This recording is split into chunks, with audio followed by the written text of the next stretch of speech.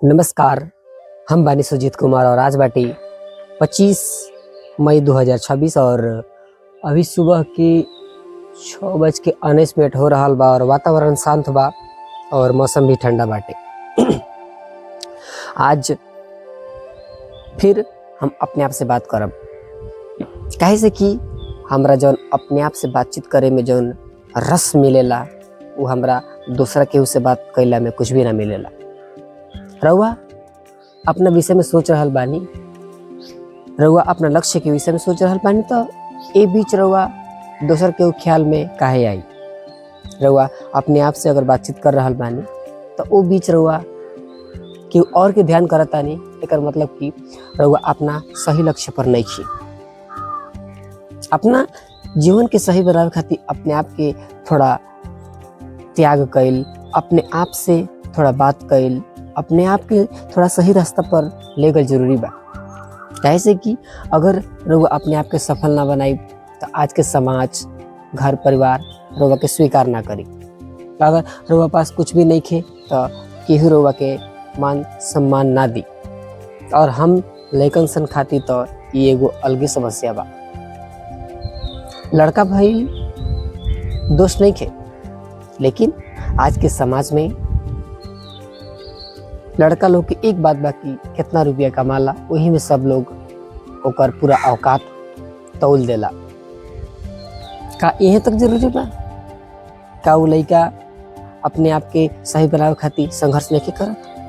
हाँ, और असफलता के एगो बहुत महत्वपूर्ण कारण हो सकता कि अगर कोनो चीज रउआ प्राप्त करे के कोशिश कैले बानी, चाहे रउआ अपने जीवन में सोचले बानी कि हमरा डॉक्टर बने के बा, इंजीनियर बने के बा, चाहे कोनो बड़का आदमी बने के बा, ऑफिसर बने के बा, अगर और उ चीज के रउआ प्राप्त करे में असफल हो गल बानी तो एकरा के का कहल जाओ कि रउआ वो चीज के प्राप्त करे में अपन कोशिश नहीं कैले, वो चीज के प्राप्त करे में रउआ अपन मन नहीं बनवले।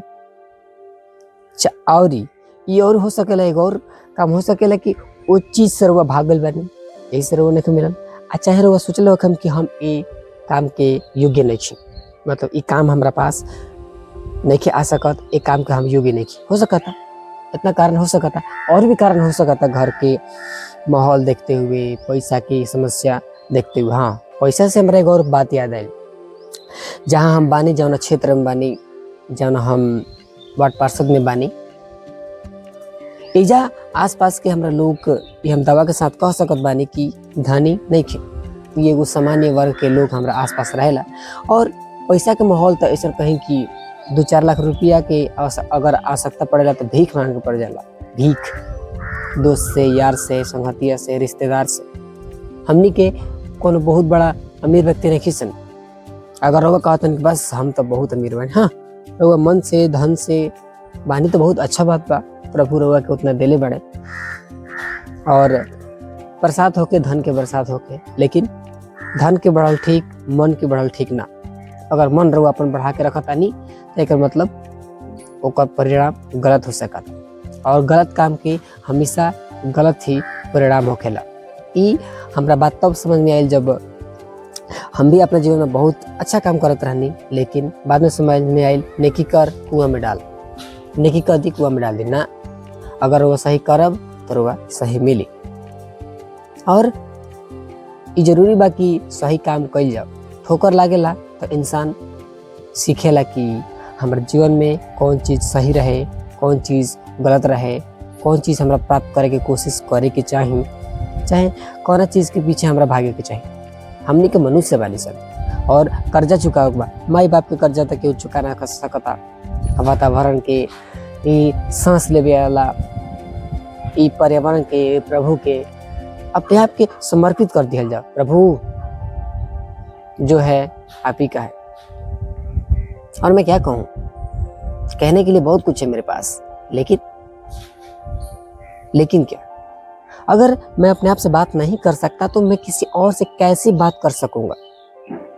मैं लोगों से उतना ही बात करता हूँ जितना मुझे आवश्यकता लगता है, लेकिन लोगों को कभी कभी हमारी बातें अच्छी लगती है। हम अपने विचारों को उनके समक्ष प्रकट करते हैं कि भैया ये बात है, ये बात कैसी है, क्या आपको बात ये अच्छी लगती है? होता है, होना चाहिए ना। हम अपनी बातों को कह सकें, उनकी बातों को समझ सकें।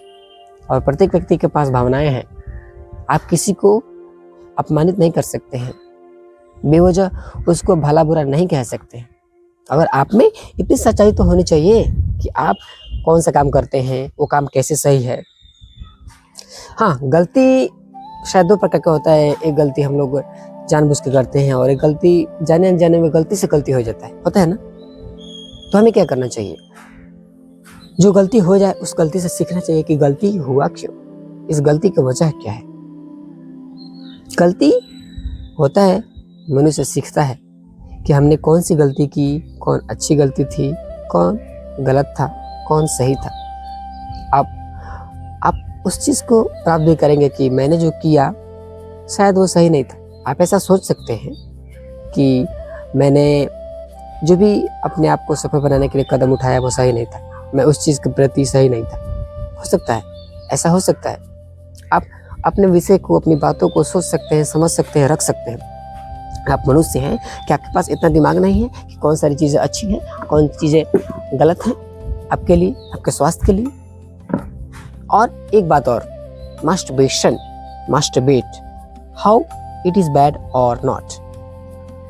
क्योंकि मैंने इस सप्ताह अपने आप से कोई भी हरकत नहीं किया, क्योंकि मैंने अपने दोस्त को वचन दिया है कि मैं अपने आप को इससे छुटकारा प्राप्त करूंगा।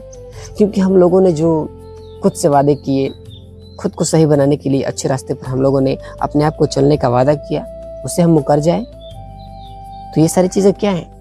आप कोई वचन देते हैं, आप उस वचन से मुकर जाते हैं, इसका मतलब आप प्रभावी व्यक्ति नहीं हैं, आप वचनबद्ध नहीं हैं। हाँ, वो वचन सही होना चाहिए, उस वचन का अर्थ सही होना चाहिए, तब हम इस बात को मानेंगे कि हाँ, ये निर्णायक चीज़ है, इसको ऐसा करना चाहिए, नहीं करना चाहिए। और मैं किस विषय पर अपने आप से बात करूं? बातें तो बहुत हैं। Anything you want in your life, you must be try to achieve that things. If you are able to achieve, means if you have capacity, then you can go and do that work. If you are thinking that life is easy, means you are wrong. Life is not easy. You make it easy. If you're thinking I am okay, I have everything, it's okay, but you must be try to sustain that all things. Okay, Radhe Radhe, bye.